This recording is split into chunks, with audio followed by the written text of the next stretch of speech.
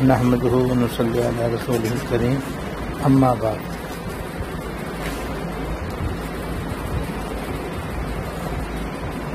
آنے والے پیر اور منگل کی درمیان کی جو شب ہے اور درمیان کی جو رات ہے وہ شب برات ہے۔ اللہ تعالیٰ اپنے فضل سے ہم سب کو نصیب فرمائے، اس لیے شب برات کے بارے میں کچھ عرض کرتا ہوں۔ حضرت معاذ رضی اللہ تعالیٰ عنہ سے روایت ہے، حضرت معاذ بن جبل رضی اللہ تعالیٰ عنہ سے روایت ہے کہ رسول اللہ صلی اللہ علیہ وسلم نے فرمایا، اللہ جل شانہ شعبان کی 15ویں رات کو اپنی ساری مخلوق کی طرف نظر رحمت فرماتے ہیں اور توجہ فرماتے ہیں اور ساری مخلوق کو بخش دیتے ہیں، لیکن مشرک اور کینہ رکھنے والا نہیں بخشا جاتا۔ اور ایک روایت میں یہ ہے کہ قطع رحمی کرنے والا، تہمت یا پاجامہ وغیرہ ٹخنوں سے نیچے لٹکانے والا، والدین کی نافرمانی کرنے والا اور شراب کی عادت رکھنے والا اور کسی کو ناحق قتل کرنے والے کی بھی اس رات پہ بخشش نہیں ہوتی۔ اس لیے ان سب گناہوں سے ہمیں بطور خاص توبہ کرنی چاہیے، اور اگر اللہ نے ان سے بچا کے رکھا ہے تو آئندہ اپنے آپ کو بچا کر رکھنے کی کوشش کرنی چاہیے۔ حضرت عائشہ رضی اللہ تعالیٰ عنہا سے روایت ہے کہ ایک مرتبہ ان کی رات کو آنکھ کھلی تو حضور صلی اللہ علیہ وسلم کو گھر میں نہیں پایا، تو آپ ان کو حضور کو تلاش کرنے کے لیے گھر سے باہر نکلی تو آپ کو مدینہ منورہ قبرستان جنت البقیع میں پایا۔ جب آپ ان کے پاس پہنچے تو آپ نے فرمایا، اے عائشہ کیا تجھے اس بات کا خطرہ گزرا اور خیال گزرا کہ اللہ اس کے رسول تجھ پر ظلم کرے گا؟ یعنی رسول اللہ صلی اللہ علیہ وسلم تیری باری کی رات میں ہوتے ہوئے کسی دوسری بیوی کے یہاں تشریف لے گئے ہوں گے؟ میں نے عرض کیا کہ ہاں، مجھے تو کچھ ایسے خیال ہوا تھا کہ آپ اپنے شاید کسی اور اہلیہ کے پاس تشریف لے گئے ہیں۔ آپ سے فرمایا میں کسی کے پاس بھی نہیں گیا، یہاں جنت البقیع میں آیا ہوں کیونکہ یہ دعا کرنے کی رات ہے، اور اللہ تعالیٰ شعبان کی 15ویں تاریخ کی رات کو دنیا والے آسمان کی طرف خصوصی توجہ فرماتے ہیں اور قبیلہ بنی کلب کی بکریوں کے بالوں سے زیادہ تعداد میں لوگوں کی مغفرت فرماتے ہیں۔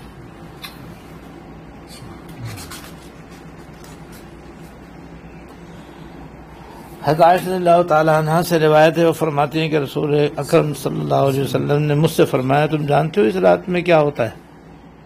یعنی شب برات میں کیا ہوتا ہے؟ عرض کیا یا رسول اللہ آپ بتلائیے کیا ہوتا ہے؟ فرمایا اس رات میں ہر ایسے بچے کا نام لکھ دیا جاتا ہے جو آنے والے سال میں پیدا ہونے والا ہے،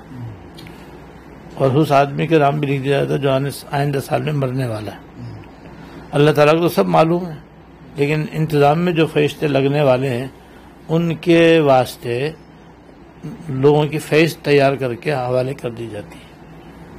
اور اس رات میں نیک اعمال اللہ تعالیٰ کی بارگاہ میں پیش کیے جاتے ہیں اور انہیں قبول کیا جاتا ہے۔ اس لیے اس رات میں لوگوں کی روزیاں نازل ہوتی ہیں۔ حضرت عائشہ اللہ تعالیٰ نے فرماتی ہے، میں نے عرض کیا یا رسول اللہ یہی بات ہے نا کہ جنت میں کوئی داخل نہ ہوگا مگر اللہ تعالیٰ کی رحمت سے؟ آپ نے 3 بار فرمایا ہاں یہی بات ہے کہ اللہ تعالیٰ کی رحمت کے بغیر کوئی بھی جنت میں نہیں جائے گا۔ میں نے عرض کیا یا رسول اللہ آپ بھی اللہ تعالیٰ کی رحمت کے بغیر جنت میں نہیں جائیں گے؟ یہ سن کر آپ نے اپنے سر پر ہاتھ رکھ لیا اور تھوڑی دیر غور فرمایا اور 3 بار فرمایا میں بھی جنت میں جاؤں گا مگر اللہ تعالیٰ کی رحمت سے۔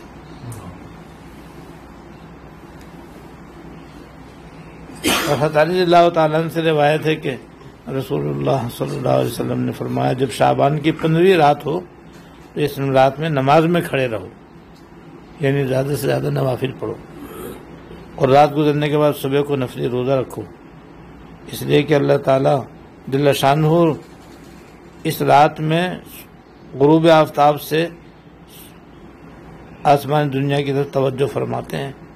اور یہ اعلان کرتے ہیں کہ کوئی مغفرت طلب کرنے والا ہے جس کی مغفرت کر دوں، کوئی روزی طلب کرنے والا ہے جسے روزی دے دوں، کوئی مصیبت زدہ ہے جسے میں عافیت دے دوں، اور اسی طرح فرماتے رہتے ہیں کہ فلاں چیز مانگتا ہے فلاں چیز مانگتا ہے تو میں دے دوں۔ صبح صادق تک اللہ تعالیٰ ایسے ہی اعلان کرتے رہتے ہیں۔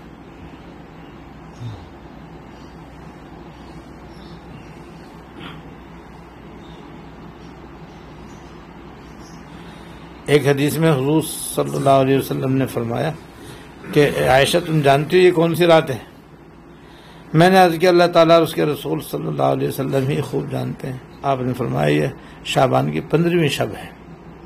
اللہ تعالیٰ اس رات میں خاص طور سے سارے دنیا والوں کی طرف توجہ فرماتے ہیں اور مغفرت مانگنے والوں کی مغفرت، رحم کی دعا کرنے والوں پر رحم فرماتے ہیں۔ البتہ آپس میں کینہ رکھنے والوں کی اس رات میں بخشش نہیں ہوتی، ان کو اس کے حال پر ہی چھوڑ دیا جاتا ہے۔ یہ وہ احادیث ہیں جن کے شب برات کے بارے میں ہیں، لہذا اب ہمیں ان احادیث پر عمل کرتے ہوئے دل و جان سے اس رات قدر کرنی ہے، اور اس کا طریقہ یہ ہے کہ پیر کے دن ہی بہتر یہ ہے کہ صبح یا ورنہ عصر کے بعد غسل کر کے دوسرے کپڑے پہن لیں تاکہ طبیعت میں نشاط پیدا ہو جائے اور طبیعت میں ہلکا پن پیدا ہو جائے، اور اس کے بعد پھر کسی ایسی قریبی مسجد میں جہاں پر لائٹنگ نہ ہو، اور جیسے آج کل ان راتوں میں لوگ چراغاں کرتے ہیں وہ نہ ہو، جلسے بھی ہوتے ہیں، تقریریں ہوتی ہیں، یہ نہ ہو، سیدھی سادی جیسے ہمارے دارالعلوم کی مسجد ہے الحمدللہ، ایسا پرسکون ماحول ہوتا ہے کہ شاید ہی کہیں ہو،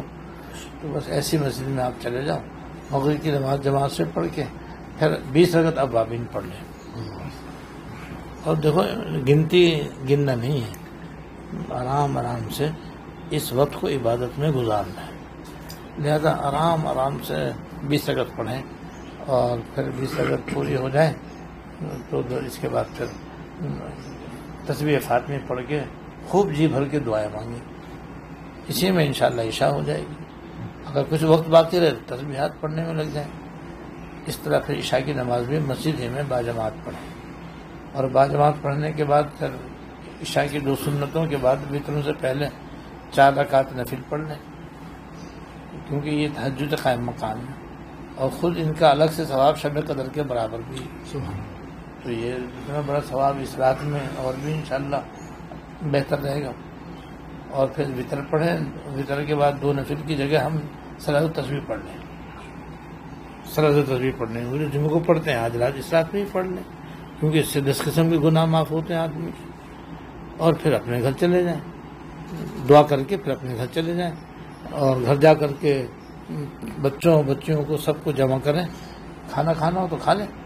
مگر ذرا جلدی کھا لیں، کھانے میں بہت دیر سویر نہ کریں، کیونکہ یہ وقت ہمارا بڑا قیمتی ہے، اس کو قیمتی بنانا ہے اور اس سے زیادہ فائدہ اٹھانا ہے، تو اس لیے جتنی جلدی ہو سکے مختصر کھانا کھا لیں، اور پھر سب گھر والے جمع ہو جائیں، پھر بیٹھ کر کے سب مل کر تسبیحات پڑھ لیں، اور پھر اپنے دعا کر لیں، اور پھر جلدی سے سو جائیں، جسے 11:30 تک سو جائیں تاکہ 4 بجے اٹھ جائیں، 4 بجے تو ضرور اٹھیں، بہتر یہ 3:30 بجے اٹھ جائیں، پھر اس میں سحری وغیرہ کھانے، اور اس کے علاوہ بس دعاؤں میں لگ جائیں۔ یہ رات جو ہے نا، جسے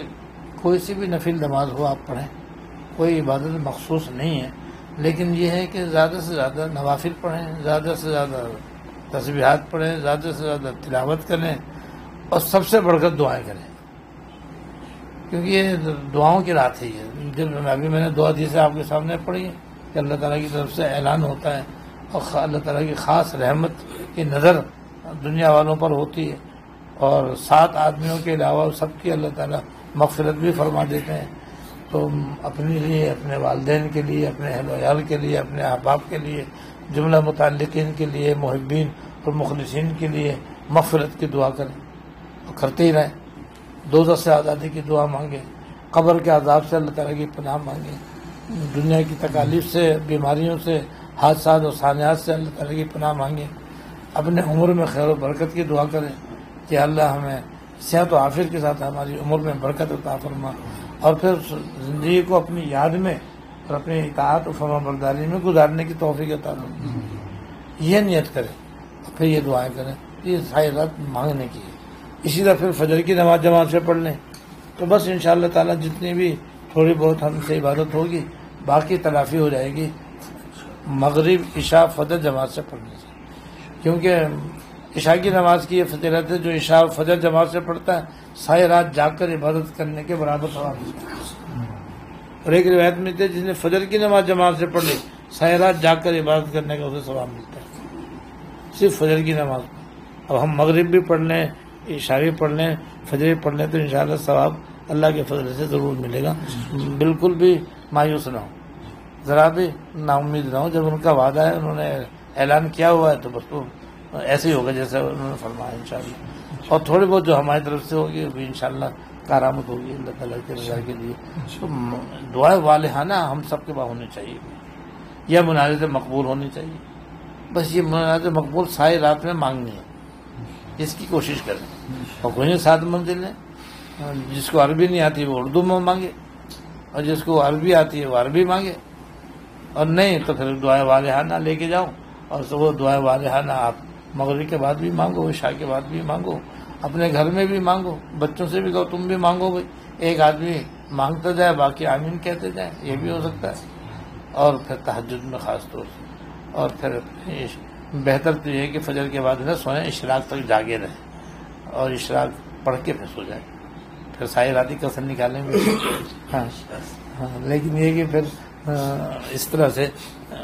روزہ رکھیں، پھر ایک نفلی روزہ رکھنے، اور روزے میں بھی اس کا خیال رکھنا ہے کہ وہی سچا روزہ رکھنا ہے، نام کا نہیں رکھنا، یعنی خالی پیٹ کا روزہ نہیں رکھنا ہے،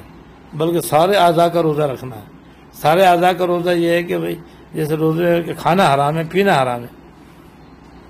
تو جو اس کے بغیر بھی حرام ہے وہ بدرجہ اولا ہم اس سے بچیں،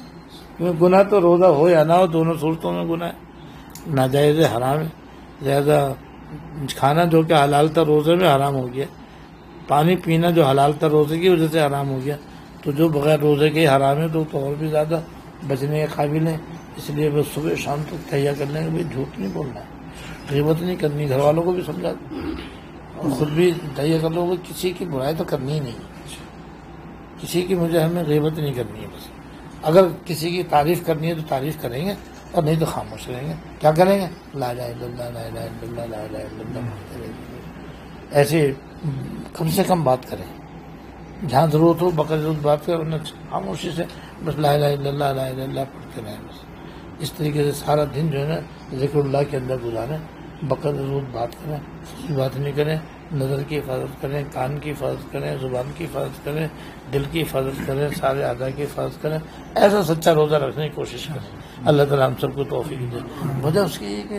جب یہ ایک رات ہماری انشاءاللہ عبادت میں ٹھیک ٹھیک گزر جائے گی، اور روزہ بھی انشاءاللہ سچا اور پکا ہم صحیح رکھ لیں گے، تو اللہ کے فضل سے کبھی امید ہے کہ پھر رمضان بھی ایسے ہی ملے گا۔ اور جس کو رمضان ایسا مل گیا تو اس کی بخشش یقینی ہے، بس پھر ضرور اس کی انشاءاللہ بخشش ہوگی، دوزخ سے بھی آزاد ہوگا، جنت بھی اس کو ملے گی، اور ان کے علاوہ جو سب ان سے بھی بڑھ کر ہے وہ ہے اللہ تعالیٰ کی رضا، وہ ضرور ملے گی، اور اللہ تعالیٰ کی رضا سے بڑھ کر کیا چیز ہو سکتی ہے۔ تو یہ بھائی اللہ تعالیٰ مجھے بھی اور آپ کو بھی توفیق دے، اور ہمیں اللہ تعالیٰ رمضان شریف بھی ہمیں ضرور اپنے رحمت سے نصیب فرمائے۔ پھر اگلی دفعہ جو ہے اگر موقع ملا تو پھر رمضان کے متعلق بتائیں گے۔